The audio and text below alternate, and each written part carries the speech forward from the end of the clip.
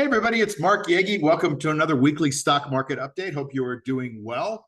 It's been a good week for most people this week. So we've had it's a yellow market, or it looks like we're trying to bounce into a green. I don't know. A couple of days ago, I was pretty scared. We had a really lousy candle, and then it recovered by the end of the day, and it kind of wiped away all of the fears that a lot of people had. So let's take a look. We are still in a yellow market.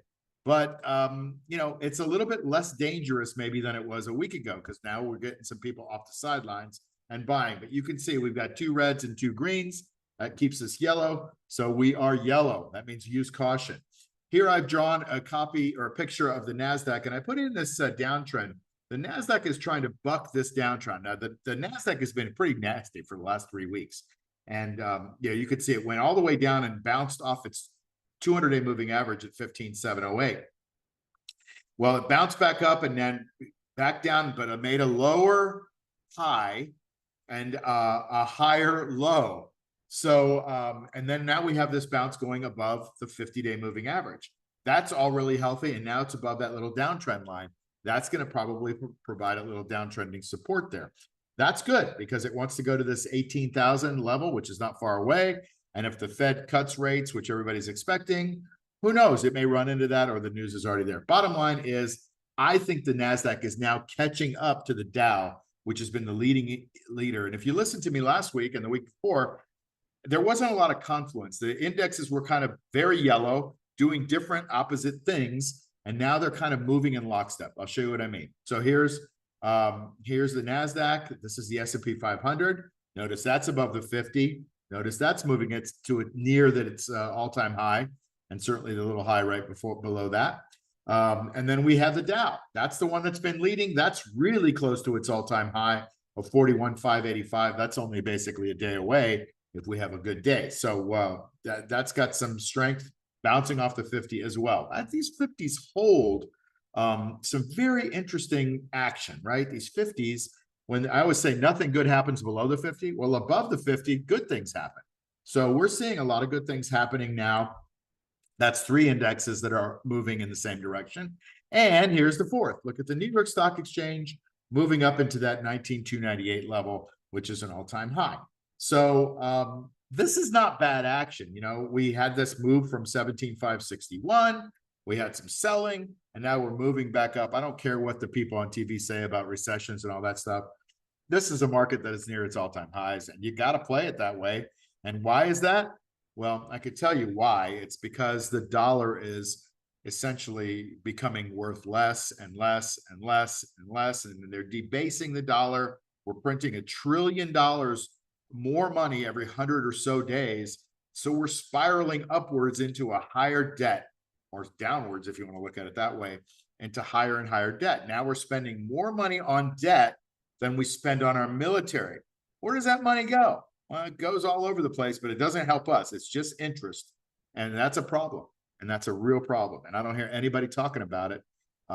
So the people that are buying gold, as I'll show you in a second, Bitcoin, hard assets, those are the people that are going to make the money. So hopefully if you've got some, disposable income, you're investing it in hard assets, because that is where this trade is going, or this world is going.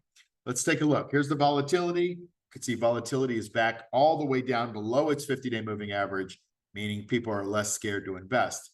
Here is the Philadelphia Housing Index. Notice how it gapped up today and yesterday.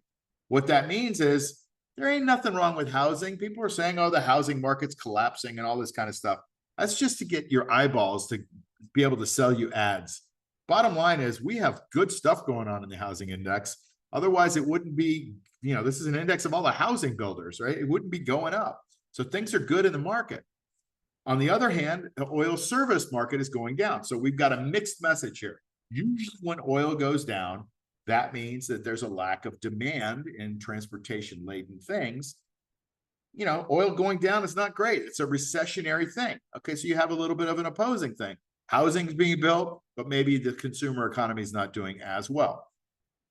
The gold bugs, though, say hard assets. This is gold bugs index, the gold companies and the miners and all that kind of stuff. Look, this is at an all-time high. That means that the dollar is decreasing in value. So when you decrease and debase the denominator, the numerator goes up higher. That's all this market really is. but you can certainly find certain sectors to hedge. All right, Apple, you can see a little downtrend, trend line. It's nowhere near that, guys. It's right around its 50-day moving average. And I really, after they had their release of the iPhone 16, which, by the way, has a camera and a video ability to do video, and you can also make a phone call on it. Like, there was nothing that exciting about this thing, as much as they're trying to hype it, say AI, and it's got a camera button on the side. My opinion is it was just another release of a faster phone with a nicer camera. It wasn't earth-shattering. You want to know what's earth-shattering? Huawei, the Chinese company. They released a phone with the triple fold, and when you unfold it, it's like the size of an iPad. That's innovation. I think Tim Cook, being a CFO, he doesn't innovate like Steve Jobs does. It did, and that's good. Apple's fine. It's just not awesome, I like awesome in my life. All right, here's Nvidia. Nvidia bounced off the 100, 5 days ago, 6 days ago, and it went up 20%. It's at 120. Does it have the strength to go to the 140 and go up another 20%? It might, but it's in a later stage base, which means that every time it goes up, it's going to be hammered by sellers. So it's got to get rid of all those sellers in order to be able to go up. That doesn't happen so much in earlier stage bases. Tesla, coming into that robo-taxi release that we're going to have on October 10th, that should be a big release. And it could be a game changer for Tesla. But then again, everybody kind of knows it's coming. So that's why the stock is just kind of chugging up on low volume. That's not an exciting move upward like you expect to see going into what I think is going to be a game-changing future for Tesla. But it is above that downtrended moving average, and love to see that hold there. So let's see one more here. Oh, I got something for you. Amazon is way above this little downtrending line, off its 200, off its 50, heading back up for that 201 all-time high. I want to show you one more thing because I did a video about it this week, and it's Oracle. I said, I think Oracle's breaking out, and sure enough, it broke out above that 146.69, which is what I said the breakout level. What gapped up. I think, by the time I made that video, it was already gapping up, but it went way higher. It went from this level here, which is about 150, went all the way up to 170 something, 171. Today, it's making a bit of a retracement to fill that gap. It's got a gap here that it filled perfectly, and it's got this gap open on the chart. So, Oracle looks like they're quietly doing some really cool things, and we'll see. I mean, they're quietly earning more money every quarter, and they're quietly increasing their sales every quarter. Quietly, it's not gangbusters, and it's not that exciting, but this stock is slowly moving up higher, and we got to pay attention to it at some point. Hey, listen, as always, thank you for being here. I appreciate you. Hopefully you like these market updates. If you do, make a comment. If you want me to analyze a stock for you or something next week, let me know, and I'll try to remember to do it live when we go live, if it's something that you're in. If you like what we're doing, tell me you like it. If you don't like what we're doing, you can give me a thumbs down if you want, but tell me why so that I can improve, because a lot of people rely on this, and I want to always continue to get better and maybe help you make a buck or two if possible.